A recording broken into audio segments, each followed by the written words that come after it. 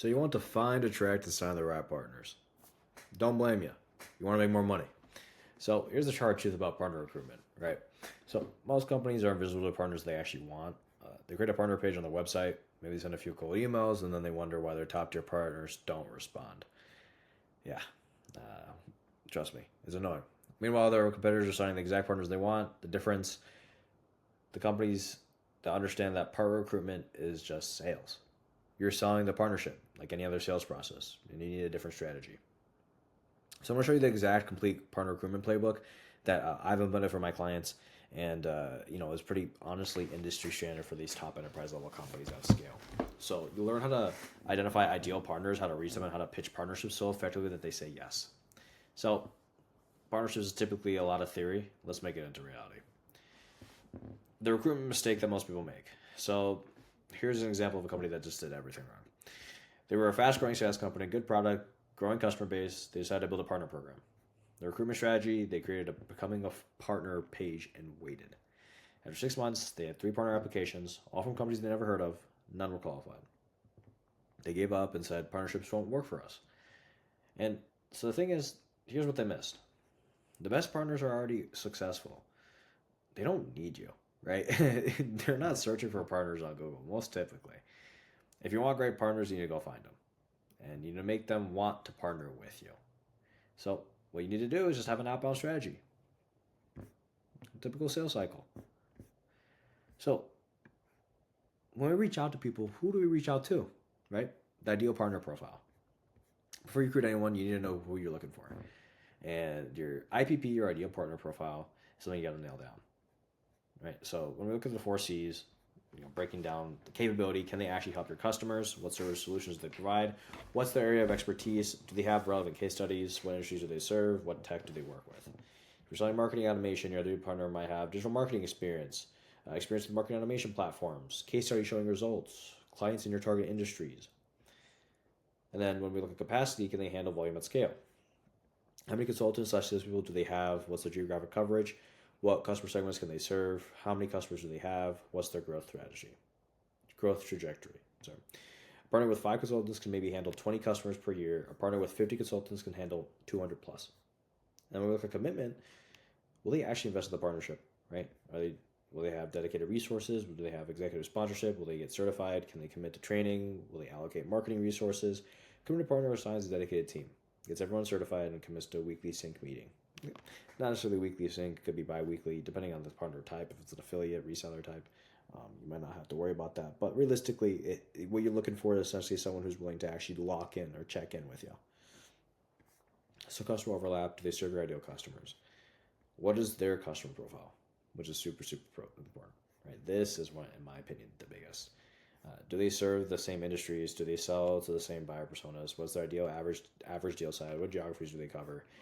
If they sell to enterprise healthcare CIOs, your ideal partner should if you sell to enterprise healthcare CIOs, your ideal partner should already be selling to enterprise healthcare CIOs, right? You need to have the same person aligned.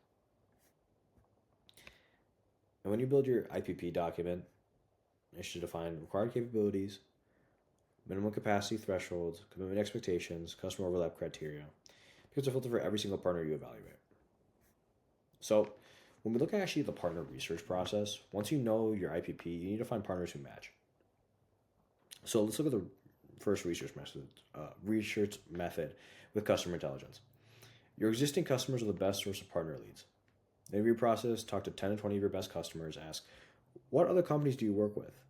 Who helped you with this problem? Who do you trust in this space? If you need help with X, who do you call?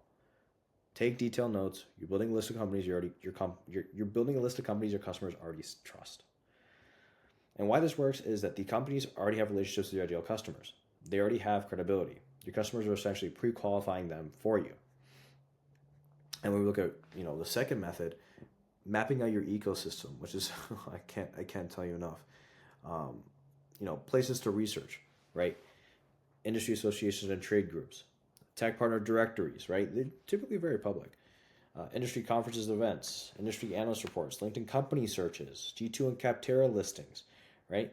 Companies that serve your target market, right? They need to solve a problem that's the same or adjacent. Companies that work with complementary technologies, companies that frequently mention together with you. And you find typically the frequently mentioned together with you with your customers. And then we look at competitive intelligence, who are your competitors partnering with, right? Because at the end of the day, everyone is for sale in this partner economy. If you can figure out a way to almost win over another partner, whether it be through better alignment, better whatnot, it might be a little tougher. It won't give you that instant gratification, but for that long-term strategy, when you have more people aligned, especially the bigger dogs, I'm telling you, like, if you own these like major national resellers, like for example, like in cyber sales, like if you own the major national resellers, you're set as a company. And I'll tell you, it's hard work to maintain the relationship, but you're set. So check competitor partner pages, look at competitor case studies, search for joint webinars or content, review competitor marketplace listings, link to connections between employees. If your competitor is partnering with someone successful, that partner likely fits your IPP too. Social listening, pay attention to industry conversations. And where you're going to listen is LinkedIn, industry Slack communities, Reddit communities in your space, Twitter conversations, industry forums. Look for companies that are actively engaging with your target audience, sharing valuable content, building thought leadership, growing their presence. And when you build your target list, create a spreadsheet with company name, primary contact, why they match your ideal partner profile, source of the lead, priority level, and notes on their business, right? Start with 50 to 100 potential partners. I'm not saying this is going to happen overnight, right? But you'll narrow this down throughout the outreach. And honestly, I prefer outreaching to like a significant amount. Like I would say like nearly like 1,000 to 2, depending how big your market. The larger you can go, the better, as long as they fit that profile, right? Now here comes the hard part: actually reaching these partners. So with warm introductions, this is by far the most effective method, right? Like when you get a warm intro, there's already trust already pre-built. That's kind of why the whole concept of partner channels is already so effective. So how to get warm intros? From customers, we're building a partner program to help customers like you. You mentioned you work with X company. Would you be willing to introduce us? Your investors likely know lots of companies. Ask for intros to companies that match your IPP, right? If you're VC backed, if you're PE backed, whatever it may be, if you have investors, leverage them. Same with advisors too. They often have deep networks. Leverage whatever you can, right? And it might not be the first degree connection on LinkedIn. It could be a second degree or third degree LinkedIn. Look at your network, LinkedIn connections. Look at your own. Who's 1 degree away from your target partner? And typically, you'll find that more people are often like willing to facilitate an intro. Some people might just ignore you, which is fine. But like, hey, like, if you don't really fully recognize, like, if you fully build a connection with them, like, hey, saw this person was in this network. Would you mind doing an introduction? And worst case, they just ignore you. It's sales. You should be used to this. The warm intro message template, it could be, hey, our mutual success has to reach out. We're helping customers like customer name achieve outcome, and many of them will also work with, your company. I'd love to explore how we might work together to create more value for our mutual customers. Would you be open to a brief conversation? Right? Trust transfers, and if someone they respect introduces you, you start with credibility. So now let's check the second channel, which is direct outreach. If we can't get a warm intro, you need to go direct. And when you find the right person, don't reach out to generic info@emails. Find the actual decision maker. And so you might have to invest in like an Apollo or like a Lemlist, or I guess there's tons. Basically, any lead directories, aka directories with contact information. For most partners, this is the head of partnerships, VP of business development, CEO or founder, VP of sales, and how you find on LinkedIn search. Similar tools like Hunter.io, which essentially just like what I mentioned, like lead directories, company website team pages, company directory listings. And the firm we should start with, this is, and when I made this, right, obviously leveraging a little bit of GPT when I was, or Claude, I should say, when I was building this out just for ease of making this look a little prettier. The why they should care about you should be almost very similar to when you do cold outbound or cold email outreach for your own customers. That connection line should be relatable, right?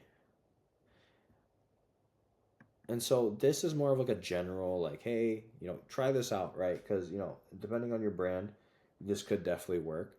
But if it isn't, you might have to treat it just like normal outreach, which I've done both scenarios, and both depending can vary in results. But these are some examples of we're the fastest growing XYZ platform with 500 plus enterprise customers, but essentially building social proof, right? All of these is just social proof. What's in it for them, right? That's great. You're the bee's knees. You're growing. Okay, we're looking for opportunities to refer our customers to, aka how can we give you more business? How can we give? How can we give? Right, you got to give. That specific ask, what do you want them to do? Call to action. Would you open to a quick call, brief overview? Whatever it may be, right? This is what it looks like together. And then, like a normal email outreach sequence, just follow up. So, when you go to number 3, events and conferences. In-person meetings will obviously convert better than emails because it's kind of hard to tell someone to F off in person. You can. You won't find it as common. But before the event, research who's attending. Then schedule meetings in advance. Prepare your 30-second pitch, right? Like your elevator pitch. We help XYZ company achieve X outcome in X time frame, right? Basically just what your offer is. And for your customer, and then from there, connected to, maybe do an ideal partner profile pitch, I should say. It's like, hey, we work with system integrators for cybersecurity companies so that they can achieve X, Y, and Z, whatever it may be, right? You're essentially looking to showcase the value within your elevator pitch. And at the event, attend partner relevant sessions, network during breaks, collect business cards, take notes of conversations. I can tell you how many times I've had partners who have started having conversations with events and things died off, and I regretted it because I found out they had access to deals, they had access to accounts that I really wanted access to, and I couldn't break into them because I didn't keep up the relationship. So you gotta keep touching up on them. Follow up, reference specific conversation points, propose next steps, right? And then always be proposing next steps. So this one would be more of a longer term play, just like content in general. Like the content I make, right? Like I don't expect to get amazing amount of lead inflow, like as at like when I'm starting, at least posting content. But this is an investment because the more value you give, right? The more seeds you put, the more you're gonna get back.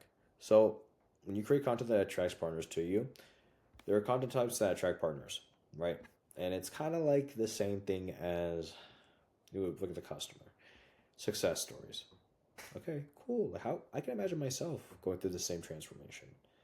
Interesting insights. Okay, they know what they're talking about.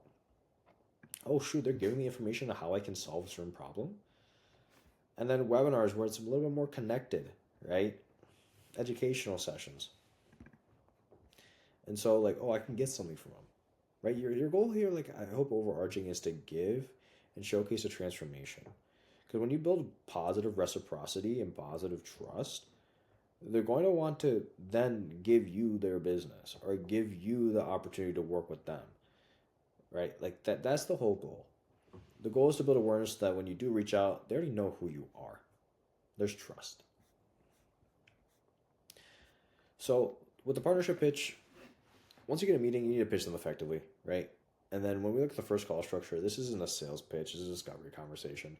Ideally, actually, it should be a qualification call. Like when I do my sales calls, my first call is just qualification, completely. I don't even get into the pitch. I don't pitch until literally the last 20% of my sales process, because the entire time is qualifying. It's seeing if they're a fit and then overcoming objections. And if you know a partner is a good fit for you, then you got to make sure that, hey, like there's no doubt in their mind that they're going to be making money with you, and they can see the value in them bringing you to their customers. So in the beginning, you're gonna play. It's like a dance. Build rapport. Things over time. Make a human connection. Establish credibility quickly. Understand their business, right? And it's such. unfortunate thing that is lost in the middle management of corporate America within the $1 billion, the multi-million-dollar establishment, or maybe people who just don't really are on the boots ground or don't understand this kind of play. You ask about their business. What type of customers do they serve? What challenges do they help solve? How do they currently find customers? What does their ideal customer look like? What are their growth goals? Because like a customer will come to you and be like, hey, I'm trying to achieve X outcome. And your goal in that sales call is to help them see that transformation journey to get to that X outcome. Your goal for that partner is to help them get to that X outcome. Same thinking. And honestly, I think that once I understood that, it really demystified and really made it way more clear. Like, oh, this is actually like not as hard as I thought. I've just been doing it wrong, and it's okay. But now you know. So then you share your vision, right? You explain the partnership approach, your customer first philosophy, types of partners you're working with, success stories from other partners, what makes your program different. And then you connect the dots, right? You explore a fit, any overlap, capabilities, mutual value creation, potential referral volume, right? Like how can you guys exchange almost email lists? And next steps, if there's a fit, outline the onboarding process. Set timeline expectations. Schedule follow-up meetings. Share relevant materials. And we look at the value prop framework. When explaining why they should partner with you, use this formula. For partner type, your company provides specific benefit for our ideal customer profile, which results in X in the outcome. And so some objections you might be getting is we're already busy with current clients. We don't have time to really refer you or kind of like, look for your business, right? That's exactly why this works. We'll only send referrals when you have capacity, right? This is a growth level you can turn on when you're ready because the deal, it's a partnership. You're here to give as well, right? And when you give, you're going to get in return. We work with a competitor. That's not a problem. Many of our best partners work with multiple platforms. We just need clear swim lanes to avoid conflicts. You're not here, especially if they're a bigger partner, you're not here to swallow the entire toad because if you do, it's going to be a lot harder to break in and expand to that account. You want to get your foot in the door and then from there slowly, it's a competitive marketplace. You can displace them. You can take them out. But in the beginning, you cannot do that because you're only going to hurt yourself. So what's the time investment? Initial certification takes about 8 hours. This is general. It could be longer or shorter. After that, it takes about 2 to 4 hours per month of ongoing enablement, right? This is very, very important. It should be ongoing enablement. The ROI typically shows up within the first referral, right? So how do I know that you actually send referrals? Right, fair question. We send, basically this is case study stuff, right? I can connect you with who's the X case study if you'd like to hear their experience. Same thing with a customer, right? And what I'm trying to show you is how can you show proof of your work? And if you're starting from the beginning, you're going to have to leverage, okay, we help, it's going to be a little more friction, but you might be like, okay, you're going to have to give more. Say, how do you know you actually send referrals? Hey, like, let's go through our own internal database, you and me together, and I'll see who from our customers can actually benefit from your service. And then from there, like, hey, like, listen, if I'm sending you something, would you equally share someone with me? So partnership agreement, once you're interested, you need to formalize a relationship. Simple referral agreement for low commitment partnerships defines referral fees, outlines basic terms, 2 to 3 pages maximum. Then you go to standard partner agreement for most partnerships, defines roles and responsibilities, includes performance expectations, covers confidentiality and IP, 5 to 10 pages. For high value partnerships, includes exclusivity terms, defines investment commitments, covers co-development, negotiated by legal teams. So every agreement should include scope of partnership, what activities are included, geographic coverage, customer segments, exclusions, what you'll provide, what they'll provide, support expectations, response time commitments.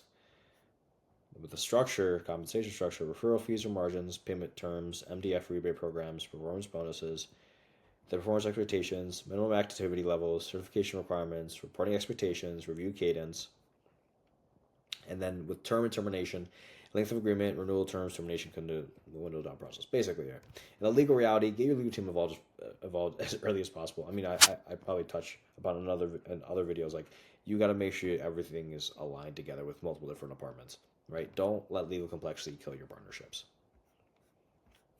Use simple agreements. It doesn't be super complex. So some metrics you should look at to know if you're working. Input metrics, partners research per week, and this is for recruitment, by the way. Partners research repeat, outreach times per week, meeting conversion rate, follow-up completion rate. Right? Same thing as like a normal direct sales, direct to customers. Process metrics, first call to agreement, average time, agreement to activation, average time, drop-off rate by stage.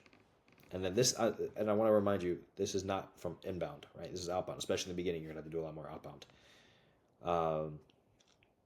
Partner recruitments per quarter, quality score of recruited partners, onboarding completion rate, time to first referral, right? How long it takes to get them the first win. And if you obsess over that, you will have no problems. You will get a lot more inbound. You won't have to worry about that outbound stuff. So 100 companies researched, 15 initial outreach attempts, 15 meetings scheduled, 10 meetings completed, 5 registered partners, 3 agreements signed, 2 activated partners, 1 high-performing partner. Right? That's a 1% conversion from research to high-performing partner. That's why you need volume at the top of the funnel. So let's look at the timeline, right? Build your IPP, create target list, develop messaging or materials, train your team. 2 to 3, you can start outreach. Honestly, I prefer doing outreach month 1. You don't really have to wait that long. This is just if you want to go slow and you have a bunch of other stuff and you don't have like dedicated resources for this. Typically, when we work with people, we combine this into 1 month, or some of this into 1 month. Sometimes we need some more materials for this, but yeah, go at your own pace. This is just more of like a very slow poke pace, where everyone says like it takes 6 months. Realistically, it's because they don't. It's because they go this very slow pace. Begin warm intro requests, execute email campaigns, attend industry events, host partner webinars, first partner agreement signed, begin onboarding, refine messaging based on feedback, continue ongoing outreach, and partner recruitment never stops, even after you hit your target, because you need to replace partners who don't perform, fill geographic gaps, add new capabilities, stay ahead of attrition. So plan for 10% to 20% of annual partner churn, build recruitment accordingly. So common recruitment mistakes that we see is spray and pray, sending the same generic message to hundreds of partners. Personalize every outreach. You can make it a little more generic, but ideally if you personalize it, obviously it's going to convert better. But in the beginning, if you really do have to spray and pray, I mean, it is what it is. Leading with what you need. We're looking for partners to sell our product. Lead with what they get. We send 20 qualified leads per quarter to our partners because we solve X customer's problem together, right? And so, this number could be made up or I'm sorry, not made up, depending on based on where you're at. And if you don't want to refer people to there or use a different opening line, then you can also do that as well, but it's just an example. No follow-up, sending one email and giving up. It's sales. You get the money's in the follow-ups. I'm going to fortress follow-up sequence for every outreach. Recruiting too many, signing up everyone who applies. Be selective. 10 great partners, be 100 mediocre ones. Forgetting internal enablement. Recruiting partners before your team is ready. Enable your internal team first. They need to know how to work with partners. And so when we look at the checklist, right, make sure you have strategy, the materials, with a one-page overview, and success and case studies are very, very important. The process, the internal readiness to make sure your team is ready for this kind of stuff, and the metrics in place so they can succeed.